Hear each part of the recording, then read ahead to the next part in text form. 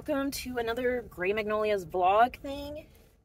This one is going to be another one about books. I do have knitting stuff, but like I don't feel like sharing that right now, so that's okay. It is Tuesday morning and I am on my way to go get an x-ray. I went to my first chiropractor visit and they wanted to like x-rays to make, so they don't, they're allowed to, like, what do you say? He's allowed to hurt me but not cause more damage, which I thought was funny. Going. So, and they only take walk-ins. I'm not going to get there when they open, but then I have another doctor's appointment. Anywho, that's not what this video is about. This video is about Sandra Brown. And where has this woman been my whole damn life? I, again, am not having a very good reading month this April, but that's okay. Like, that's fine. I'm not, like, I read when I can or when I want and other things like that. Break. My turn. And, well, God, it's so damn bright. And it's cold today. What the hell? It was, sorry, sidetrack. It was so sweltering. That's even the word. It was just so hot. My AC was kicking on every 30 minutes. And mind you, how my apartment is, we're first floor, we only get sunrise light, like, into our master. And then sunset, light onto our balcony. Otherwise, my house is dark. I mean, like, it's, like, it's bright if you open up the windows, but otherwise it's dark. Like, there's no sunlight coming in. So, like, for the most part, thankfully, even during summertime, our house stays relatively, like, cool, right? But it was so hot, that my AC was kicking on every 30 minutes. And we have, like, the Nest, so it kind of only kicks on when it drops to, like, past a certain temperature, just for, economy, making it whatever. I was like, it was miserable. I even started making smoothies, and I worked Saturday, that's when the heat started, and it was just like, what is this? It was just horrible. I felt icky and ugh. Anyway, so back to Sandra Brown. I was like, I'm reading a Kindle Unlimited book, like, it's good, but then, like, the female character is kind of annoying. Like, she's young, it's a age gap, mafia romance, forced marriage or forced mistressness. And, I'm almost done, but I don't know, it's just kind of, like, it was hitting the spot, and then it wasn't, so put that down. I haven't picked up again the Poison Study series. I have it, I renewed it from my library, just to, like, I need to see if I'll get into it or not. And then I'm also reading another one of my own books from my library, and it's good, but I stopped that. And I was like, what? I need something short. Let me just try this. It's like, I have it in my purse, but I'm driving.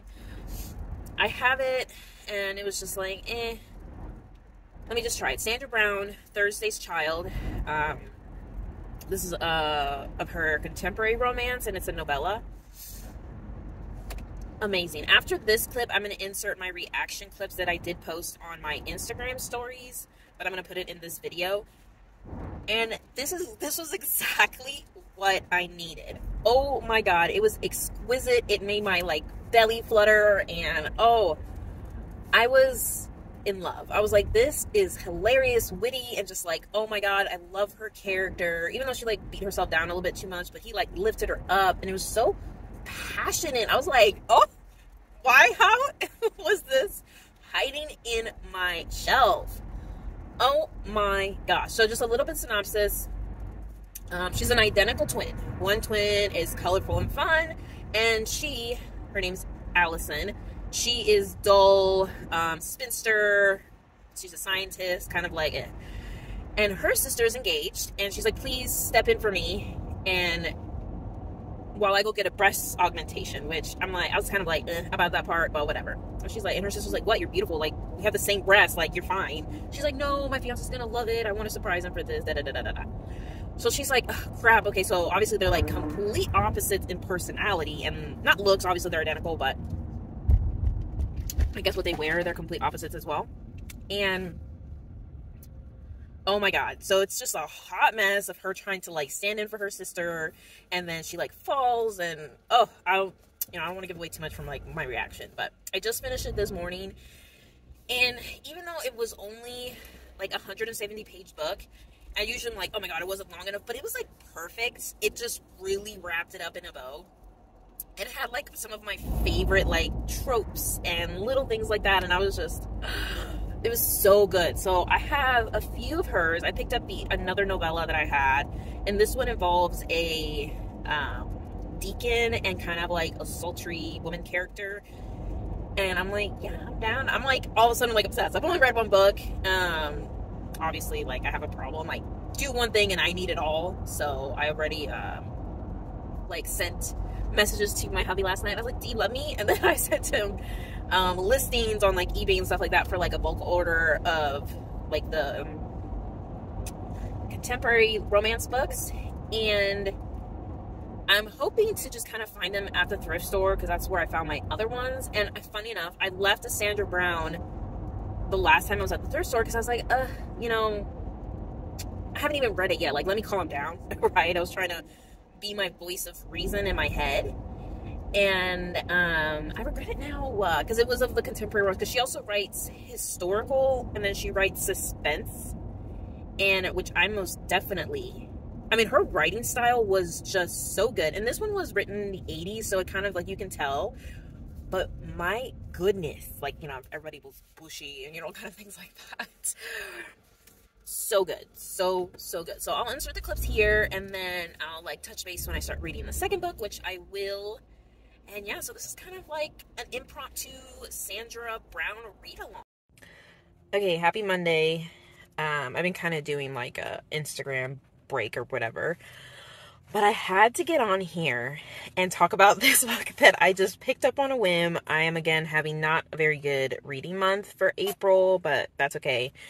But I had this on my shelf. It's Sandra Brown, Thursday's Child, and it's like a little novella. Oh my god, I am screaming. This is so good. This is where they're identical twins. She switches places with her twin. She's like the quiet, mousy one, and she's like the loud, colorful one.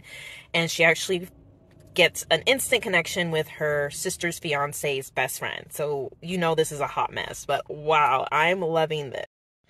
Okay, oh my god, this is so good. I'm gonna read this little bit. Then his mouth found hers, lightly at first, his lips caressed, touching softly, retreating, touching again. His tongue flicked on her lips, dampening them and making them hungry for his taste. Pay attention now, and let me show you how it'll be with us, he said against her lips. Oh my word. I don't like his name. His name is Spencer. This book was, actually, I think this might be my oldest book on my shelf, maybe. No, it's not. But this came out in the late 80s. And so that's why the names are kind of like really old school. But oh my word, this man has so much like Rico Suaveness to him. Like, woo, so good. So, okay, so the jig is up. She already revealed that like I was actually just stepping in for my sister because her sister wanted to get a breast augmentation to make her fiance happy. Whatever, that's a separate possible problem. But so now the fiance's best friend Spencer already knows who like Allison, which is the mousy, boring, quote unquote twin, and she's a scientist and stuff like that with like genetics or whatnot. And he's like, let's have a baby. Oh my god, so good. And then her boss, who's like this quirky scientist, is like, oh my god, what a beautiful specimen, let's do it. It's just too wild. This is so fun. I can't believe I have this on my shelf. Okay, this will be my last like little update thing. I have my first chiropractor appointment and I'm terrified. But so this is another part. Then one hand moved to the small of her back and pressed her closer, his alerted virility gently grinding against the cleft of her thighs. By the time he lifted his lips from hers, she was warm and flexible as wax. We'd make a wonderful baby, he murmured, lifting the dew of their kiss off her lips with the agile tip of his tongue.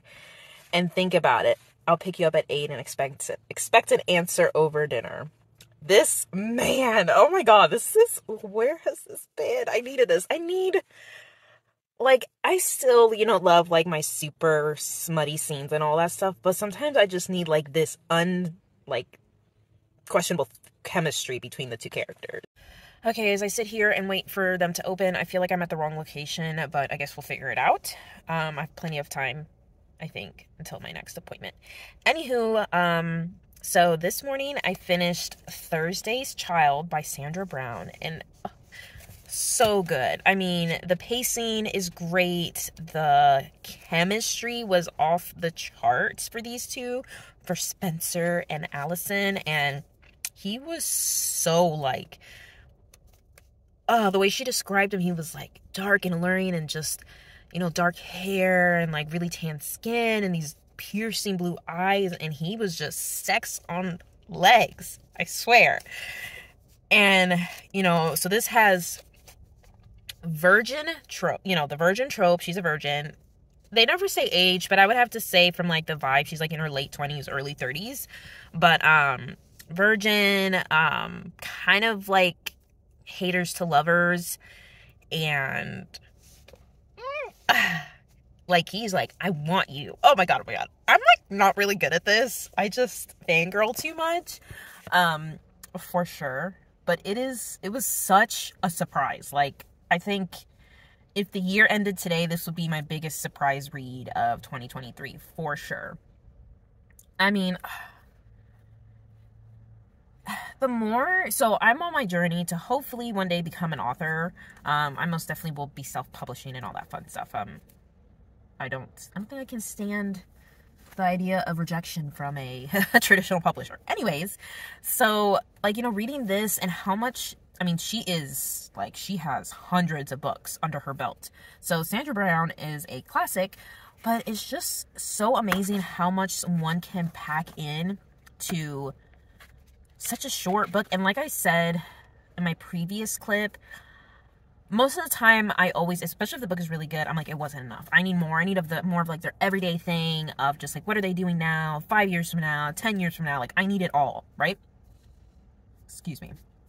But this, even though I could most definitely want more of Allison and Spencer, it felt like it was wrapped up in a beautiful bow with sprinkles and glitter and just confetti. It was just beautiful. And I would have to say this was the most unicorn, like, virginity losing scene, or whatever you want, cherry popping scene I've ever read. And I've read for plenty that are just questionable, you know, it's just really out there. But this was so, I had to, like, reread them, like, what? Did he do it? Like, how did he get from point A to point B? Like, what happened? But even she was like, what did you do? I didn't even feel pain. I was just as lost. I was blushing and squealing, and so good. Sorry if I'm, like, yelling. I'm Latina. I talk loud. Like, I believe in that stereotype. My husband's always like, can you, like, I'm right here. I'm just like, I grew up with my mother talking like this, so I talk like this. Get over it. Like, we've been together for almost 10 years. I think you're good. He's like, he has, like, old man ears. He's like, his ears are so sensitive. But okay, I'm not a rereader. Something about me, there's only one book that I can remember from my childhood that I reread every year like it was a tradition, which was A Coal Miner's Bride from the American Diary series. If you know, you know. That was, I think, my gateway, because that was probably the most, out of all the ones that I read, especially for, like, YA. I forget what's before YA, but that was pretty, like, out there, like, in sense of, like, actually delving into what a relationship was like. Not a relationship was like, but elements of relationship. That was, like, really out there. So I reread that every year. And there's a couple other books that I love that I would totally reread. But otherwise, like, funny, I can't remember some things, but in regards to, like, books and TV show, if I pick it up, like, everything comes back to me, which sometimes sucks, and it takes away from, you know, just, like, reading it again. And there's a couple books I really want to reread because of how mysterious and all this stuff is, which, I can tell you, it's Fairy-Dale by Veronica Lasant, sorry if I'm saying that wrong, but, that's a total reread for sure, because it would be a whole nother book rereading again, knowing what you know. right? So, but this would be a perfect, just pick it up, laying by the pool, and just flip through it on the beach. Like, this was so good for me. I mean, to each their own, right?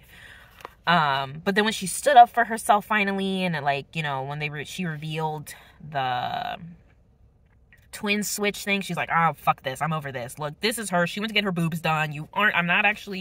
She doesn't actually not love you, and yes, I kissed him, but didn't mean anything, da-da-da-da-da. She, like, stormed off, and he chased after her, and he proposed to, oh my gosh. You'll see in my reaction, well, you saw in my reactions of, he was like, let's make a baby. I was like, ah!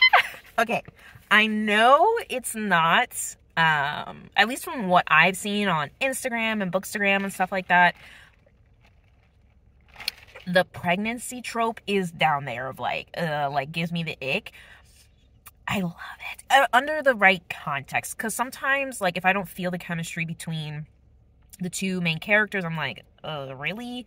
Or, you know, especially, well, there was this one that it wasn't really consensual and it was hot. I didn't put that. But, oh my gosh.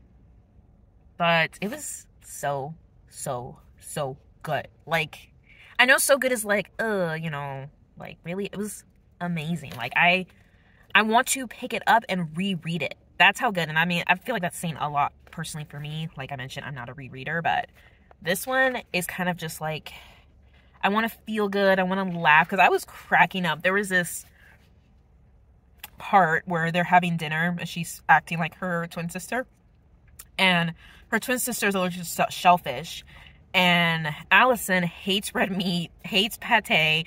So she has to sit through dinner and eat pate and have, like, a rare steak. And so she was eating it and then trying to, like, swallow it down with gulps of red wine. And I instantly thought to The Office where it's Jan's dinner party. If you know, you know. I was cracking up because I could just picture Michael. What does he do? He, like, dips his red meat into the wine, and she's like, what are you doing? He's like, I know you're trying to poison me, and or like, oh, this helps me swallow or something.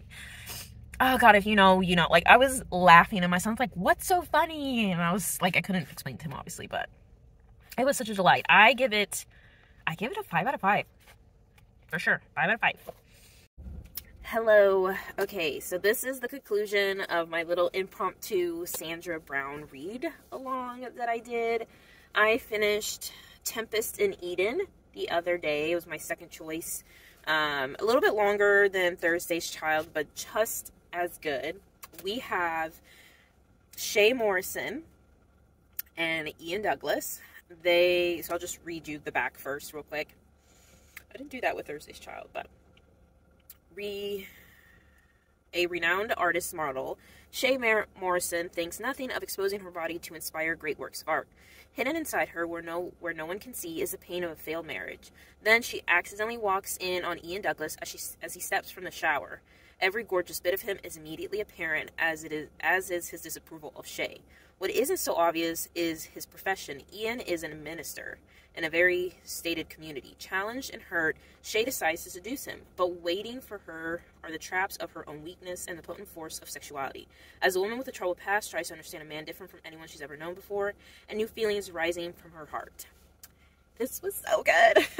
I know, like, so good's, like, so good. Like, really, it was so good. I don't know how else to put it. It was so different from Thursday's Child, but equally as moving and compelling.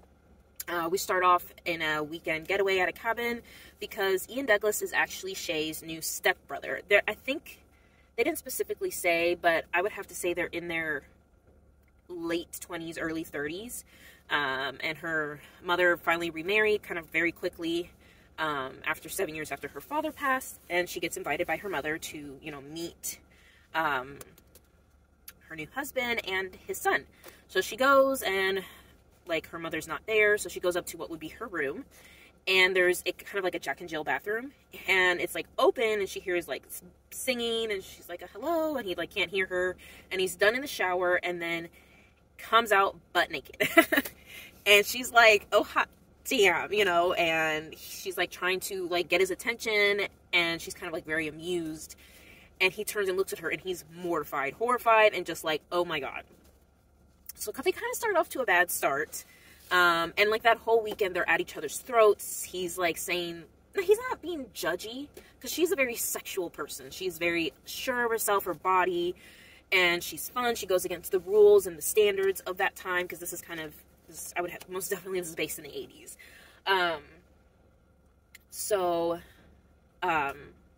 Yeah, so it's just like tension, and then the weekend concludes that Shay gets, after his constant rejection of her, she's like, putting herself out there and all this stuff, and he's like, no, like, da-da-da-da. She gets super drunk and crawls into his bed naked, and they kind of wake up in an passionate embrace, and he's like responding back, and he's horrified. They're like arguing, and then in comes her mother and new stepfather. And that ends that. So she goes, she apologizes, they go on their separate ways, and she just cannot stop thinking about him. It's only told in her point of view, which was fine. Like, even though I do love double point of view, if the author does it right, then single point of view is like perfect, and she did it great. So then it continues, like, a summer passes, we're getting into fall, and she's working at her little art gallery, and he comes to see her for a coffee date. Oh my, she's like shocked. She hasn't been able to stop thinking about him, and he's like, I need to see this out. I have these feelings for you the moment I saw you. And, because he was, like, fighting her this whole time, like, no, she's completely, opposite of the women that I, have ever been with. She's completely different. Not in the sense of shaming her, of, like, because, she's a nude artist. Like, she poses for artists in the nude, because her body, like, they describe her body as, like, perfectly symmetrical, unblemished, so it's, like, perfect for an artist. Yeah, it's just their journey of, like, okay, they're trying to figure out this relationship, and she's just, because of her failed marriage, she has doubts that they would even work out, because of what she does and of who he is, because he's a minister. I mean, he's a man of the cloth, and she's like, oh my God, no, we could never actually be together. I would get shunned by your community, your congregation, all this stuff. And it's just so beautiful. They go on dates, and he just is so passionate with her. He kisses her, and, like, there's no, they do wait, I'm not really spoiling it, they do wait till marriage, right, to sleep together. And it does not disappoint. Wow. I mean, and it's just kind of like their whole journey of her feeling, because she has that inner struggle of, like, no one's ever wanted her as she actually is. Like, her mother's always trying to make her, like, this prim and proper lady, and her father, before he passed, always encouraged her to be this rebellious teen and go, be prankster and just kind of be different, right? But, like, she's not one without the other kind of a thing. Sorry, I'm gonna sneeze. So, and it's just, like, also their journey of their marriage. Like, they're just on cloud 9, honeymoon phase. Just, she finds her place in his congregation community. She starts making changes, and everyone loves her. She's fitting right in. She's finding her purpose. And it also shows, like, the bad moments of their relationship, their marriage, of where they start bumping heads, and this one thing happens, and it's just, it was so good. And again, this was longer than Thursday's Child, but still on the short side. It was only like 230 pages. Yeah, about, 230, 229, but I say 230.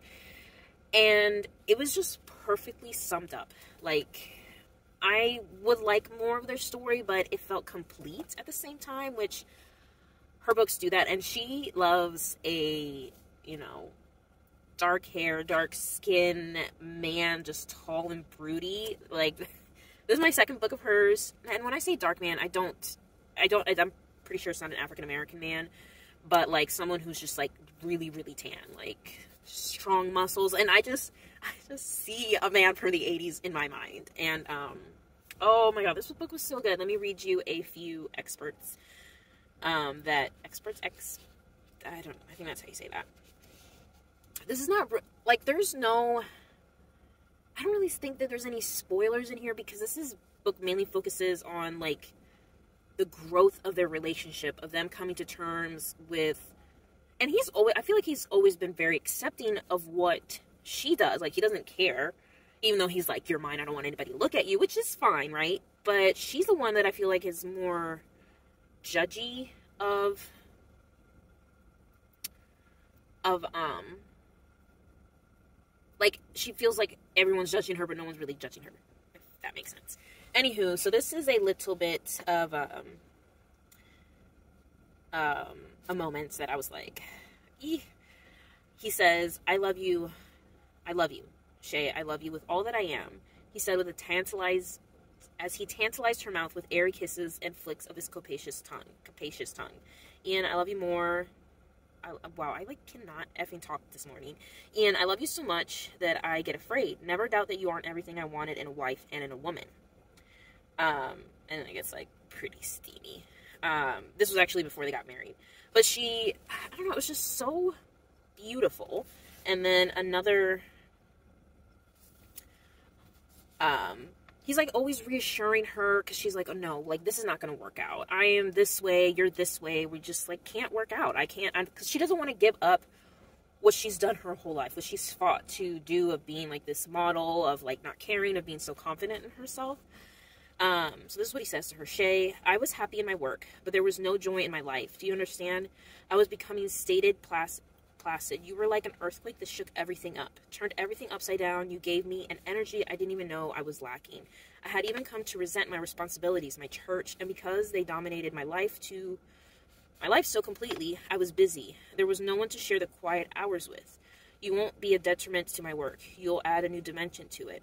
You'll balance my world. You're already in my heart, Shay, and I need you in my life, in my bed. Swoon. Can we swoon? I mean, come on. What? That was so beautiful. That was such a beautiful, like, admission of love and, like, I need you that I've kind of read in a while. So, and yes, there was the religious aspect in here, but it wasn't, like, down your throat annoying. And I actually, from growing up in a very religious background, I'm no longer super religious like I grew up. But I do appreciate that if it's done right. It adds, like, this element of reality that super religious people aren't like these prim and proper, like, you know, to the T of the rules and all that stuff, that they can be just as, you know, freaky diggy. And I just really enjoy that. I'm so happy I discovered. I can't believe I had this shit on my bookshelves and it was just collecting dust. I wasn't, you know, going through it. And I am determined. I have 6 of them. I am determined to collect them all. And one of my days that I was working, I was like really bored. It was so quiet in the office and I had done everything I needed to do. So I've seen these on Instagram, like people create them, but I like to do things with my hands. So I drew out a bookshelf and I had printed off a list of these are her romance originals. And I kind of just made a little, I don't know how I'm going to keep record or like mark them, or this is just to like look at. It was actually really hard. Like, what am I going to put on this bookshelf besides like the books? Because I didn't want it to just be books. I wanted there to be, like, things. So, yeah, I had so much fun reading these books. They were such a pleasant surprise. I can't wait to read more of her stuff. And I even think, which I've said before in previous clips in this video, that I will for sure even read her other books. Because she writes so well, so not imaginative, but, like, I'm a visual reader, right? Like, so when I read, I visualize. And she does a really good job at, like, even people who have mind blindness, I think could, like, really get into her books. And yeah, I loved it. So let me know if you've read any Sandra Brown. She's a new to me. I know she's been around for like ever, so this is not like anything trendy, but I'm obsessed. And every time I see her books in the thrift store, I will be grabbing them for sure. I was going to read more for this readathon, but then I was like, but then I'll run out. And that's any reader's nightmare to, like, finish a really good author's backlog. I mean, I'm not, but anywhere close to being done, but I only have 6 of her books. So, yeah, so I hope you enjoyed this. Leave a comment, please subscribe, and you can follow me on my socials, which will be posted on the next clip and slide video. And, yeah, I'll see you in the next one. Bye.